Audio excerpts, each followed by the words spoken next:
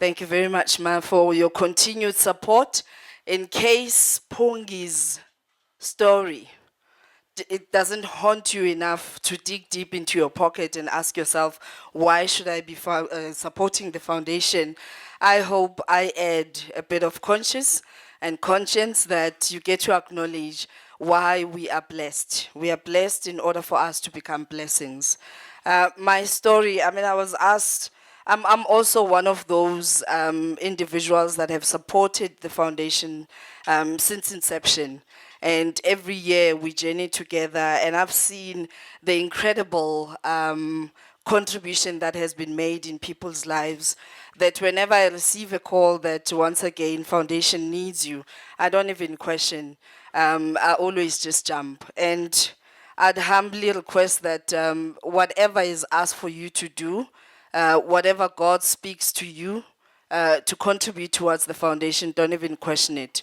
When it says that take out all your money out of your bank account, just do it. Well, I have a very interesting story in that standing before you is MD of Positive Talk Services, a company that focuses on health and well-being. I host a talk show on radio that reaches almost 7 million people in our country. I produce content for television shows that reach 53 African states. And the list goes on and on of the many blessings that I stand as today. But all that did not come, by luck. I was born, when I was young, my parents got divorced. And I must have been 7 years old when I decided I was going to run away from home to look for my mom, because mom and dad separated and lived different parts of South Africa. Ran away from home, ended up a street kid and eating from rubbish bins. And thank God that so many years later, today I feed people through just sharing my story. And to fast forward the story, move from there to become a teenage mother who just could not connect with her baby, that I gave away my baby and only reconnected with her many years later. To recognize and realize that in actual fact, my great-grandmother could not connect with her baby, my grandmother could not connect with her baby, my mom could not connect with me, I couldn't connect with my daughter because we had postnatal depression. We didn't know there was such a thing called postnatal depression. And fast forward the story, I'm 24 years old when I was, brutally ill-treated by my in-laws in the name of culture. I must have been, I had worn the morning clothes for 1 year, 6 months. And when I took off the morning clothes, there was a ritual that was done called a cleansing ceremony. A day after the cleansing ceremony, I was told that in the culture of where I was married off, I had to choose a husband the very next day after the cleansing ceremony. So I chose to walk away. And in that culture, walking away means you walk away with nothing. And it's one of the challenges that women face in our mess. And to fast forward the story, I'm 32 years old. I believe I have healed from having been widowed as a child. I was 5 months pregnant when, out of curiosity, there was absolutely nothing wrong with me. I jokingly asked my doctor, because the previous year we had miscarried, and I jokingly asked my doctor to include HIV as one of the tests, which unfortunately comes back positive. I remember doctor gave me a call saying, I've got good news and bad news. Good news is that all your other tests are perfectly normal. You and the baby are doing so well, it's phenomenal. Now, I couldn't help but wonder what could be so wrong. And then doctor says, unfortunately, your HIV test came back positive. At the time, that to me sounded like Chinese to a Xhosa-speaking girl who's never been to China. It was confusing. It's allowed to smile and laugh. It's a joke. Like, you're looking so serious. It's just HIV. Now, almost 2 decades later, I was 7 months pregnant, as I did indicate. And the first question I had for my doctor was how long I had to live. And doctor told me that 2 years, because you discovered early. You were lucky to discover early. So you live for 2 years, and the baby would be dead in 6 months, he said, and said, I can actually help you speed this up, and I can help you with an abortion. And I am grateful that I made the right decisions and choices, that today she's almost completing matric, the most beautiful baby daughter with no HIV. And of course, she had to be beautiful. She's my daughter. So the many years later, I mean, we continue to live. I have been symptom free for almost 2 decades now. And this is why organizations like the Tobeka Madiba Zuma Foundation is, I, I mean, I remember when I was diagnosed, doctor telling me that you have 2 years to live. Simply because at the time my CD4 count was too high, viral load was almost undetectable. And at the time, treatment protocol said, there's not much we can do for you. And I walked away feeling a sense of, you have to be ill in order for us to help you. And that sounded very confusing. And it's through NGOs that refuse to just follow the norm, but NGOs that were stubborn, NPOs that were saying, surely something else can be done.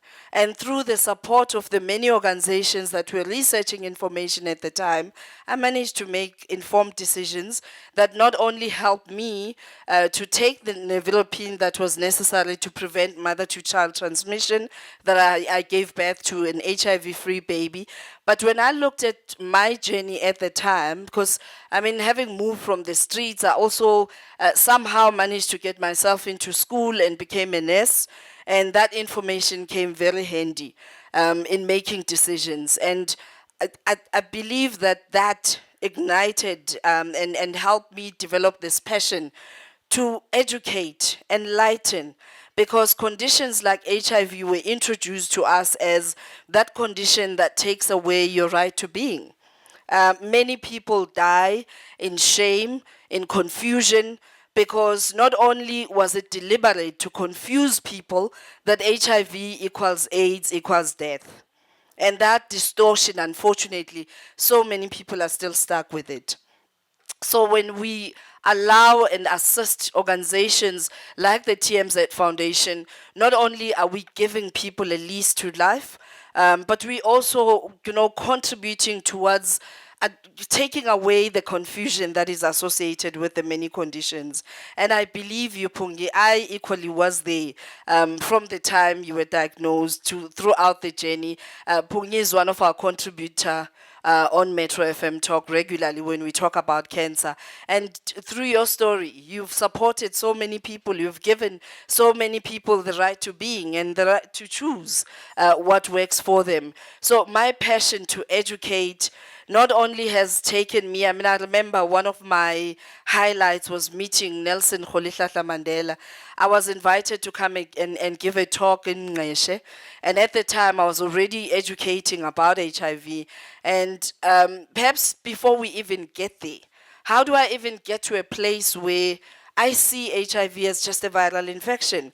I see the many challenges that I was faced with as just challenges that are not saying it's over, but rather it's a curve. It's a curve that there's so much more that you can still do. It's just purely by waking up every morning and being grateful for life. How often do we do that? Just waking up and saying, thank you for me. You could have been a cockroach, but you are you. How often do we just wake up and acknowledge that? How often do we actually, in the midst of the many challenges that we face in life, and yesterday I could have felt sorry for myself and stayed there for a month, feeling like I give so much to humanity, I give so much to other people, why do I have to be a victim of crime? But guess what? Life happens in balance. When I look at my life, I've been so incredibly blessed. Especially the past months, it's just been too much. That there comes a time that the universe has to give you a taste of the other side so that you can live in grace, remembering that all of us, it's by grace that we have what we have. And grace then insists that when you are blessed, you become a blessing. It's dictated upon us that when you are blessed, you must become a blessing. The minute you forget that, life will humble you. So I was humbled yesterday, humbled to remember that I'm where I am today, not because I'm super smart than other people, but I'm where I am in order for me to be that light. And where did this even, part of the inspiration come from? Many years ago, I'm invited to give a talk, and I get there feeling anxious because traditional leaders were going to be in the hall. And I get there, give the speech my all. When I finished speaking, people started ululating, clapping. I mean, the applaud became louder and louder. As I looked towards my far right, the shine was not on me. Nelson Rolihlahla Mandela was entering the hall. So he stole my shine. Of course, I wasn't happy with that. And he gets on stage, tears up his speech in front of international press and says, having listened to you, you are light for the world to see. Now, at that moment, I was ready to receive that acknowledgement. And how often do we get in spaces where somebody says something to you and you're ready to receive it? And I, use this light. I never ever took for granted those words. Because, sometimes people will call the show with the most ridiculous of questions. Criselda, I have a headache. I've had a headache for the past 3 weeks. Do you like, have you been to the doctor? Oh, okay. I'll go to the doctor. To you and I, it may be that obvious. To somebody else, they needed that light. So I urge you today to be that light in somebody else's life. As you know better, because people don't know what they don't know. As you know better, teach others and always allow yourself to be teachable. There are people who are just so stubborn in their conviction of knowing what they know. One of the things that I've had to deal with in educating about wellness is most of my health professionals, your doctors and nurses, the intellectual arrogance. Oh my goodness. Because in that gogo from Kakamaha somewhere, there's wisdom. But when we come into communities, and I'm glad that foundations like TMZ, you don't go into a community and dictate this is what we're going to do to you and for you. But you work with the community, identify their challenges, and work with them to find solutions. And that's been the winning key, that so many years you stand, and that so many years you continue making meaningful light in people's lives. Now, as I conclude, what happened now to my notes? Technology. I did ask, where's the podium? I'm from the old school. Now, as I conclude, I look back the many years later. I know for sure that in throughout all these journeys, I was never ever alone. That there were always angels along my path, that there were always people just willing to help, willing to serve God through me. And I actually then made it my mission to do the same. And I recently, over and above being a talk show host, producer, so many other things, a fabulous woman, a party girl, man, we party till .bitcom.